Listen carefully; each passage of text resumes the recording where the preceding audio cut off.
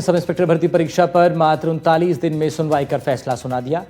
गुरुवार को फैसला आने के बाद से अब तक करीब 50 घंटे गुजर गए, लेकिन सरकार के जिम्मेदार अधिकारी मंथन की प्रक्रिया शुरू करने से अभी आगे नहीं बढ़े। इस बीच राजनीति ने इसे एक नया अखाड़ा भी दे दिया है। असली मुद्दे इस बीच पीछे छूट रहे हैं। हमने कोशिश की है सभी मुद्दों को एक साथ 4 मिनट में आपके सामने रखने की। एक रिपोर्ट देखिए।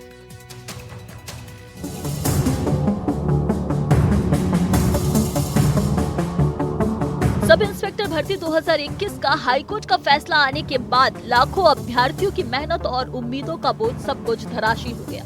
युवाओं का भविष्य अधर में लटका है। छात्र सरकार से इस पर जवाब मांग रहे हैं। हाईकोर्ट ने 39 दिन में सुनवाई कर फैसला सुना दिया। गुरुवार को फैसला आने के बाद सरकार भी असमंजस की स्थिति में पड़ गई। पिछले कई घंटों से जिम्मेदार अधिकारी मंथन की प्रक्रिया शुरू करने से आगे ही नहीं बढ़ पाए। जयपुर से लेकर अजमेर तक ऊहापोह की स्थिति बनी हुई है। एसीएस गृह ने कहा कि सरकार सभी पक्षों से राय लेकर आगे का फैसला लेगी। आरपीएससी को अब सरकार की सिफारिश का इंतजार है। ऐसे होगा भर्ती पर फैसला। महाधिवक्ता कोर्ट के फैसले के साथ अपनी राय सरकार को भेजेंगे। आदेश का परीक्षण कर विधि विभाग अपनी राय देगा। पुलिस मुख्यालय सिफारिश गृह विभाग को देगा। गृह, वित्त, कार्मिक और विधि के प्रतिनिधि मामले में फैसला लेंगे। फैसले के आधार पर आगे की कार्रवाई गृह मंत्री स्तर पर जाएगा। भर्ती रद्द करने का फैसला लेती है तो मामला आरपीएससी जाएगा, नहीं तो हाईकोर्ट की डबल बेंच में अपील की जाएगी। देखिए, माननीय राजस्थान उच्च न्यायालय ने अपना निर्णय दे दिया है। न्यायालय के निर्णय की सरकार के स्तर पर समीक्षा की जा रही है और समीक्षा के बाद जो आवश्यक होगा वो कदम राज्य सरकार उठाएगी। सरकार भी इस मामले में फूंक फूंक कर कदम बढ़ा रही है। मुख्यमंत्री भजनलाल शर्मा ने भी साफ साफ कह दिया है कि अब मगरमच्छ भी पकड़े जाएंगे। तो पूर्व सीएम अशोक गहलोत जवाब देते हुए बोले, केस के तह तक जाकर जांच होनी चाहिए। मगरमच्छ कब पकड़े जाएंगे? अरे धीरे धीरे बढ़ रहे हैं, चिंता मत करिए। मुख्यमंत्री के पीओ स्तर तक पहुंच गए, अभी चाल चल रही है। आपके मन की बात होगी, निश्चित रूप से होगी, आप चिंता मत करिए। दोहरा चरित्र है मुख्यमंत्री जी का खुद का और प्रदेश की सरकार का। कोई फैसला ले नहीं पाई। हाईकोर्ट का भी आप फैसला ले लीजिए, तो फैसला ले नहीं रहे थे। अब जाके हाईकोर्ट ने जब कहा है, सरकार ने एफिडेविट दिया था कि नहीं, फैसला रद्द नहीं होनी चाहिए। आदेश जो ऐसा ही है उनको खुश करने के लिए। अब जब फैसला आ गया तो आप स्वागत कर रहे हो, मुख्यमंत्री स्वागत कर रहे हैं। इसको जाना चाहिए, तय में जाना चाहिए। अब ये मामला युवाओं की तकलीफ तक सीमित नहीं रहा, बल्कि राजनीति का अखाड़ा बन गया। केस में मगरमच्छ से लेकर मछली तक का जिक्र होने लगा है। विधि और न्याय मंत्री जोगाराम पटेल ने कहा कि कोई भी मछली नहीं बचेगी। पूर्ववर्ती कांग्रेस सरकार के कार्यकाल के दौरान ही जो माननीय सदस्य आज जेल में हैं, उन्होंने नियुक्ति दी। पूर्ववर्ती कांग्रेस सरकार के मुखिया की ओएच साथ रहने वाला सुरक्षा गार्ड का अधिकारी इसमें लिप्त है और पकड़ा गया है। तो ऐसी स्थिति में लगता है कि इसमें कहीं न कहीं बड़े लोगों का इन्वॉल्वमेंट भी है, और अगर बड़े लोगों का इन्वॉल्व है तो उनको भी जांच के उपरांत पारदर्शिता से, न्याय संगत तरीके से जांच करने के उपरांत अगर वो भी दोषी पाए जाएंगे तो सब पकड़े जाएंगे। परीक्षा रद्द होने के बाद जो हालात बने हैं, उनमें युवाओं की तकलीफ से ज्यादा क्रेडिट की लड़ाई ज्यादा गूंजने लगी। किरोड़ी लाल और बेनीवाल में लड़ाई तू तड़ाक तक पहुंच गई। मीणा ने एसआई के बाद आरएएस भर्ती में फर्जीवाड़े का मुद्दा उठा दिया। मामला तुल पकड़ने के बाद दोनों नेताओं ने माफी मांगी।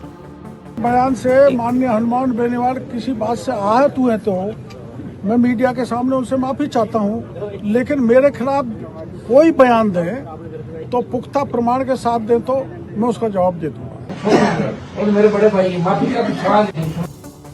परीक्षा रद्द होने का दर्द केवल छात्रों का है, लेकिन सियासत में ये सिर्फ एक मुद्दा बनकर रह गया है।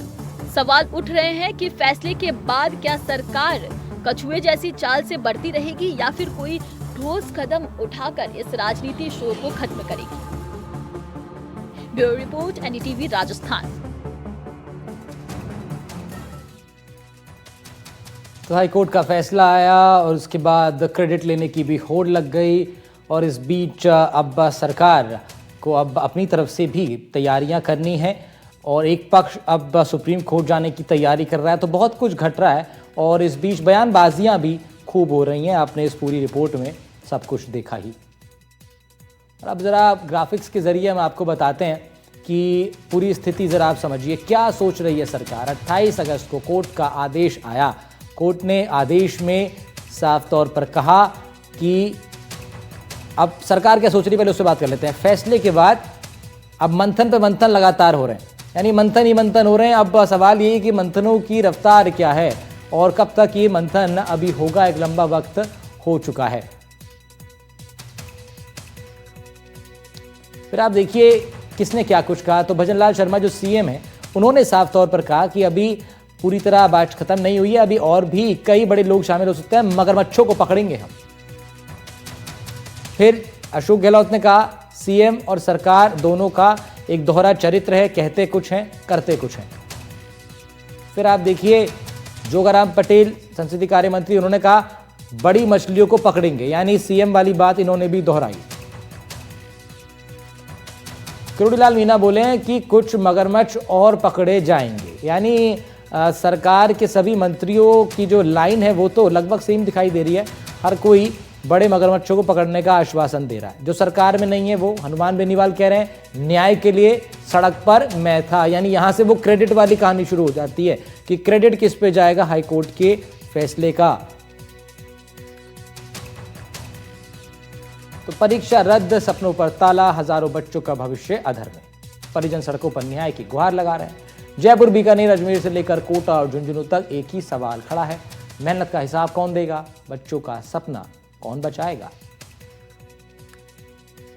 सर बहुत सपने होते हैं सर, हमारे साथ साथ हमारे परिवार के भी कितने सपने थे सर। जो टाइम निकल गया वो थोड़ी वापस मिलेगा। हमारे मौलिक अधिकार तो मर गए, मानवाधिकार बना हुआ है। गलत फैसला लिया है, उसमें हम क्या करें, हमारी क्या गलती है।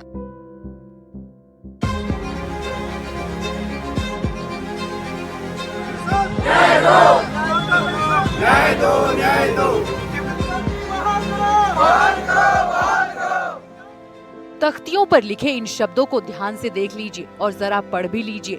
सपना देखा तो वो सब टूट गया, निर्दोष को सजा, न्याय नहीं अन्याय है। अब जरा इन आवाजों को सुन लीजिए, गुस्से में उठती आवाजें जो कह रही हैं कि हमें न्याय चाहिए। यहाँ कोई किसी का पिता है, कोई किसी की माँ, तो यहाँ कोई किसी की पत्नी है। हर किसी की एक ही गुहार है, हमें न्याय चाहिए, हमें न्याय चाहिए। अजमेर, जयपुर, बीकानेर हो या फिर कोटा या झुंझुनू, हर घर में बेचैनी है, हर चेहरे पर निराशा। परिवार अब सड़कों पर उतरकर न्याय की गुहार लगा रहे हैं। बहुत सपने होते हैं सर, हमारे साथ साथ हमारे परिवार के भी कितने सपने थे सर। मतलब मैं खुद पहले कांस्टेबल थी 2015 से, और किन परिस्थितियों में मैंने तैयारी की थी ये मैं ही जानती हूँ सर। मतलब जो टाइम निकल गया वो थोड़ी वापस मिलेगा। चलो हम प्रयास भी कर ले, क्या पता उसमें हमारा सिलेक्शन हो कि नहीं हो, ये कौन गारंटी ले सर। सरकार ने या कोर्ट ने जो भी फैसला लिया है ये बहुत गलत लिया है, ऐसा नहीं लेना चाहिए।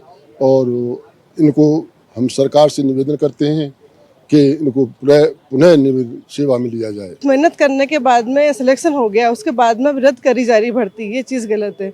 क्योंकि एक बच्चा पढ़ाई करता है, छोड़ता है एक दिन के लिए तो 7 दिन पीछे होता है, तो इन्होंने 5-6 साल दूर हो गए पढ़ाई से। ये अब वापस पढ़ाई करना ये सब मुश्किल है ना, और क्या पढ़ाई करते रहेंगे कि ये। हाँ, जो गुनहगार है उनको पकड़ो, चाहे छोटी मछलियाँ हैं चाहे बड़ी मछलियाँ, उनको पकड़ो आप, लेकिन निर्दोष को न्याय दो। कोटा में पीड़ित परिवार अब आंदोलन की राह पर उतर आए हैं। अभ्यर्थियों के परिजन सरकार से 4.5 साल का हिसाब मांग रहे हैं और कह रहे हैं कि बच्चे दिन रात पढ़ाई करते हैं, लेकिन सिस्टम की लापरवाही ने सब बर्बाद कर दिया। हम ये चाहते हैं सरकार से कि जैसे उन्होंने पहले हमारा साथ दिया है वैसे अब भी वो साथ दे, डबल बेंच पे वो भी अपील करें, और हमें विश्वास है कि वो हमसे पहले वो अपील करेंगे और हमारा साथ देंगे। क्योंकि 4.5 साल हो चुके हैं, आज कोई समय लौटा सकता है क्या? आज कोई कहे किसी को कि चलो आज तुम्हें समय लौटा देते हैं, क्या हो सकता है ऐसा कि उनके 4.5 साल वापस आ जाएंगे? तो ये गलत किया है, इसको सरकार को पैसे वापस लेना चाहिए। उनके पक्ष में जिन्होंने ईमानदारी से ये पेपर पास किया है उनके पक्ष में ये पैसा जाना चाहिए। जिन्होंने धांधली की उन पर कार्रवाई करे, सरकार को मना नहीं है उसकी। बाकी जिन्होंने ईमानदारी से मेहनत की और पेपर पास किए उनके पक्ष में फैसला जाना चाहिए। वो निर्दोष को क्यों सजा दे रहे हैं? उनको सजा देनी है, मगरमच्छ पकड़ने, जो भी छोटे से लेकर बड़ा अपराधी जो भी, आप उनको पकड़िए, उनको छाटिए। हमारा न्यायिक सिस्टम इतना तो काबिल है कि वो 800 लोगों में छाट सकता है कि कौन बेगुनाह और कौन गुनहगार। तो आप, हमारा यही निवेदन है, आप गुनहगारों को छाटिए और उन्हें बर्खास्त करिए, उनको सजा दिए, उनको दीवार करिए। जो भी उनके साथ सख्त कदम उठाना आप उठाइए, लेकिन बेगुनाहों को सजा नहीं दी, उन्हें सजा मत दीजिए। भर्ती परीक्षा रद्द होने से परिजनों की आंखें आंसुओं में डूब गई हैं। झुंझुनू में फैसला आने के बाद अभ्यर्थियों के रिश्तेदार कह रहे हैं कि सरकार डबल बेंच में अपील कर छात्रों के साथ इंसाफ करे। न्याय प्रिय जो मुख्यमंत्री हैं उनसे हमें हमेशा पूरी श्रद्धा रही है, पूरा विश्वास रहा है। आज भी हमें ये विश्वास है कि हमारी बात को वो सुनेंगे और डीबी में जाकर अपील लगाएंगे और इन बच्चों को न्याय दिलाएंगे। माननीय मुख्यमंत्री से ये गुहार लगा रहे हैं कि मुख्यमंत्री जी, आप हमेशा ही न्याय के पक्ष में रहे हैं, आप एसआई भर्ती में ईमानदार थानेदारों के पक्ष में डीबी में जाएं और उनको न्याय दिलाएं। राजधानी जयपुर और बीकानेर में अभिभावकों के चेहरे पर मायूसी के साथ माथे पर चिंता की लकीरें खिंच गई हैं। ट्रेनी एसआई कह रहे हैं कि हमसे एक झटके में सब छीन लिया गया। हमारे मौलिक अधिकार तो मर गए, मानवाधिकार बना हुआ है, सुप्रीम कोर्ट बना हुआ है, मौलिक अधिकारों की रक्षा न्यायालय करता है। करें क्या? हमारी 10 साल से बढ़ा दिया, 2010 से 3 बार आई एसआई का इंटरव्यू दिया है, 30-35 साल से ऊपर के हो गए। ये क्या दौड़ते रहेंगे? 17 सेकंड में हो जाएंगे इनके वोटे। जो विधवा कैटेगरी से है, तलाकशुदा है, उनके बच्चे आए थे, बड़े वो उनका खाना बनाती है, पूरे दिन घर पे उनका काम करती है। उनके बारे में भी तो सोचो, वो कब तैयारी करेंगे? बच्चों को पढ़ाएंगे या फिर खुद पढ़ेंगे? मांग यही है कि सर जो एसआई भर्ती 2021 है, जिसमें जो ईमानदारी से चयनित हुए हैं, जो कोर्ट का फैसला आया है जिसमें भर्ती रद्द की है, उसमें जो ईमानदार है उनको बहाल किया जाए, जो निर्दोष है उनको बहाल किया जाए और जो दोषी है उनको कड़ी से कड़ी सजा दी जाए।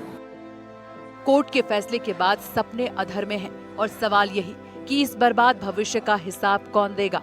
बच्चे आज न्याय की राह देख रहे हैं ताकि कल उनका सपना टूट न जाए। Bureau report, NDTV Rajasthan.